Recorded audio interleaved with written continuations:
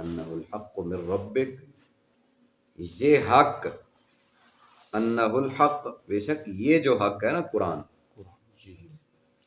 تمہارے رب کی طرف سے، فیؤمنوا بہ، تو وہ اس پر ایمان لائیں، تو وہ اس پر ایمان لائیں، فتخبت لہ قلوبہم، تو ان کے دل اس کی طرف جھک جانے چاہیے۔ صاحب علم کی بات ہے، جو علم رکھتے ہیں کچھ نہ کچھ، ان کے لیے اللہ تعالیٰ نے ارشاد فرمایا ان کے دل اس کی طرف جھک جانے چاہیے۔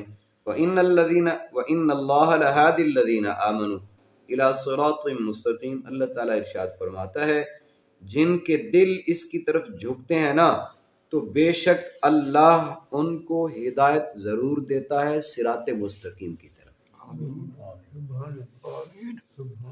صاحب علم لوگ، جن کو اللہ تعالیٰ نے علم سے، صاحب فراست لوگ، جن کو اللہ نے عقل سے نوازا ہے، یہ خصوصاً بالخصوص جو خطاب ہے جو یہودی اور عیسائی عالم تھے نا، جانتے تھے پر حق ہے، اللہ کی طرف سے وحی ہے، اللہ کی طرف سے یہ سچے نبی ہیں اور آخری نبی ہیں، جن کی بشارتیں تورات، انجیل، زبور، پہلی کتابوں میں درج ہیں، چونکہ انہوں نے پڑھ رکھی تھیں، ان کے اندر موجود تھیں، تو اللہ تعالیٰ نے انہیں خطاب فرمایا۔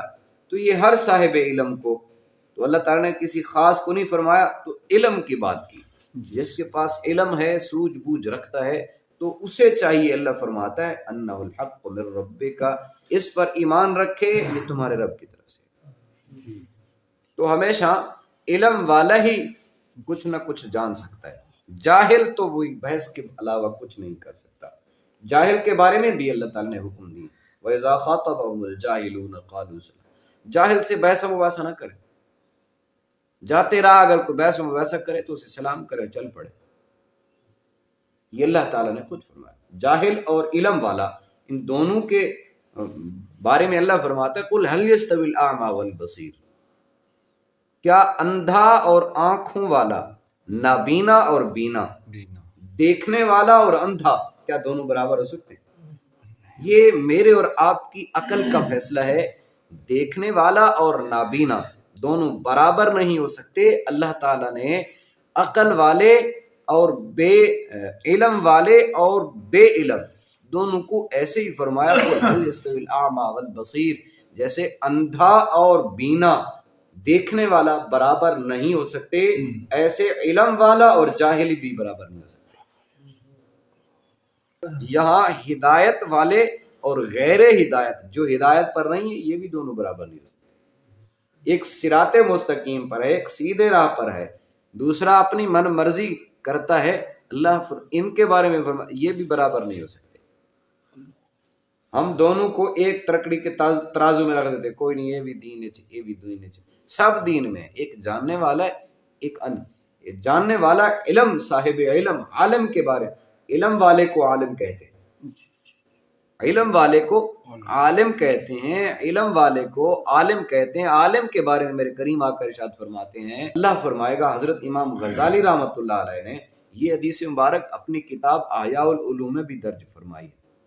فرماتے ہیں کہ اللہ تعالیٰ دیکھے کہ اس کے اعمال کو، سب اس کا اللہ کا مجرم ہوگا، نافرمان ہوگا، تو اللہ تعالیٰ اس کے اس حساب کو دیکھ کرنا فرمائے گا، اے عالم، تجھے میں نے علم اس لیے تو نہیں دیا تھا تجھے جہنم میں ڈالا، جا تجھے میں نے بخش دیا، چونکہ علم اللہ کے ساتھ متصف ہے، اللہ نے جب اپنی صفت عطا کر دی تو پھر اس کے لیے فیصلہ۔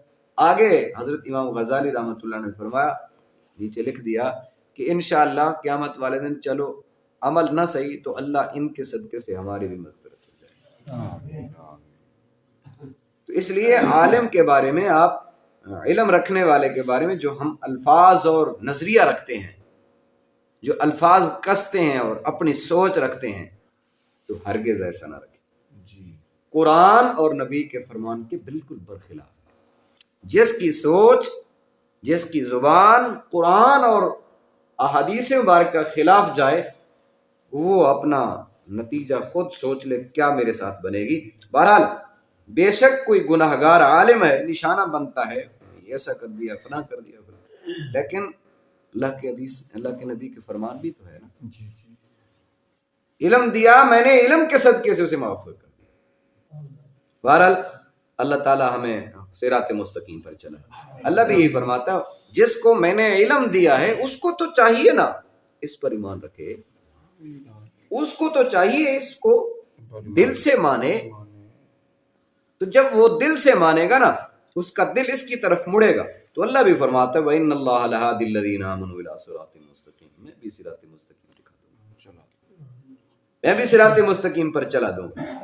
وَلَا يَزَالُ الَّذِينَ كَفَرُوا، آگے رب کائنات فرماتا ہے وَلَا يَزَالُ الَّذِينَ كَفَرُوا فِي مِرْيَةٍ مِّنْ، جو لوگ کافر ہوئے، جو لوگ کافر ہوئے فی مریت من ہو، اس میں شک کرنے لگے، اس میں شک کرنے لگے، ان کے لیے کیا ہوگا؟ حتی تأتیہم الساعۃ بغتہ، اللہ فرماتا ہے حتیٰ کہ ان پر اچانک قیامت آ جائے گی.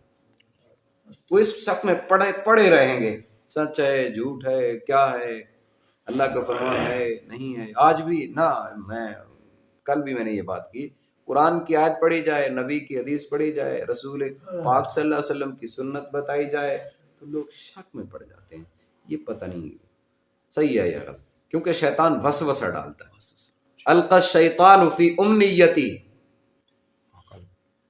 اللہ تعالیٰ خود قرآن پاک میں ارشاد فرماتا ہے شیطان ان کے اندر وسوسے ڈالتا ہے تو وہ اس وسوسوں کے پیچھے پڑتا ہے. اچھا جھوٹی بات ہو نا، اس پر سارے اکٹھے ہو جاتے ہیں، نہیں یہ ٹھیک ہے، یہ ٹھیک ہے، اس پر شک ہی نہیں ہوتا. بندے کا اندر بھی مطمئن یار غلط ہے، ٹھیک ہے، قسم ہونے چاہیے. اس نے یہ بات کر دی تو بات ٹھیک ہے. قرآن اور نبی کے فرمان سنت رسول میں شک ڈلنا، شیطان اس میں شک ڈالتا ہے.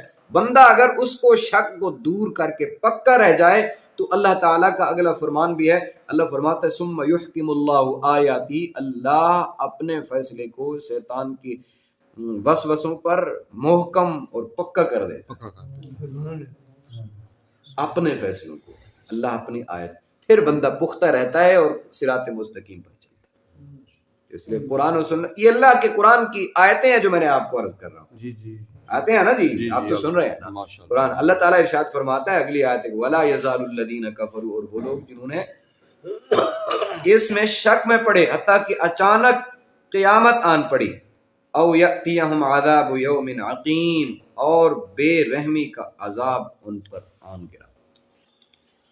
عقیم، اللہ اکبر، ایسا عذاب ہے بے رحمی کا، جیسے کہتے بے رحمی سے مارا ہے اسے. تو آج کل تو میڈیا کا دور ہے، تصویریں بنا کر ویڈیوز بنا کر بڑی بے رحم بے دردی سے مارا گیا، تو اس پر ہر کوئی بندہ افسوس کا اظہار کرتا ہے یار اتنی بے رحمی سے نہیں کرنا چاہیے. تو اللہ تعالیٰ بھی فرماتا ہے اگر نافرمانی کرو گے، اگر میرے قرآن میں میرے فرمان میں شک کرو گے دین، تو پھر کیا ہوگا؟ اچانک قیامت آ جائے گی. اسی سوچ میں پڑے پڑے، دین میں مشکوک ذہن لیے قرآن کے بارے میں، نبی کی احکامات اور سنت کے بارے میں مشکوک ذہن لیے، اچانک قیامت آن پڑے ہوئی، اور پھر کیا ہوگا؟ بے درد بے رحمی کا ایسا عذاب آئے گا، دردناک عذاب.